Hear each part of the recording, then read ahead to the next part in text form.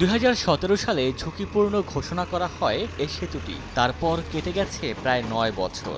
নিষেধাজ্ঞা থাকলেও জীবনের ঝুঁকি নিয়েই প্রতিদিন শরীয়তপুরের সদরের প্রেমতলা সেতু দিয়ে চলাচল করছেন হাজারো হালকাসহ ভারী যানবাহন।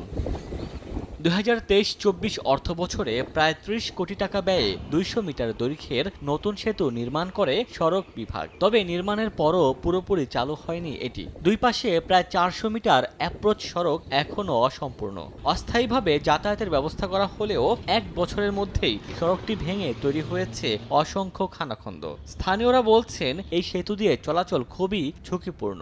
যে কোনো সময় বড় দুর্ঘটনা ঘটতে পারে। দ্রুত এর সমাধান চান তারা। যে সেতুটা আছে এটা 2017 সালে এটা ঝুঁকিপূর্ণ সেতু হিসেবে ঘোষণা করা হয়েছে। এই ঝুঁকিপূর্ণ ব্রিজটা দিয়েই কিন্তু মানুষের যাতায়াতটা অহনো পর্যন্ত রানিং চলতেছে। গাড়ি উঠলেই মনে করেন যে আপনার কাঁপাকাঁপি করে।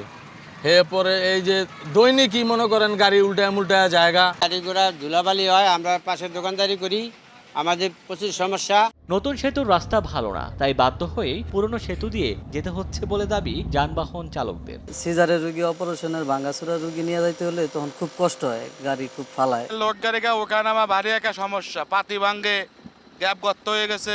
সড়ক বিভাগ বলছে জমি অধিগ্রহণের কিছুটা জটিলতা রয়েছে। দ্রুত কাজ সম্পন্ন করে 1 বছরের মধ্যে নতুন সেতুটি পুরোপুরি চালু করার চেষ্টা চলছে। আশা রাখছি আগামী 6-7 মাস থেকে 1 বছর এরকম সময়ের মধ্যে আমরা কাজ শেষ করে সম্পূর্ণরূপে শেষ করতে পারবো অ্যাপ্রোচ সড়ক, এবং তখন আর কোনো সমস্যা থাকবে না। সকল যানবাহনই এই নতুন সেতু দিয়ে চলাচল করবে। সেতুটি নির্মাণে ব্যয় হয় 30 কোটি টাকা। সময় সংবাদ, শরীয়তপুর।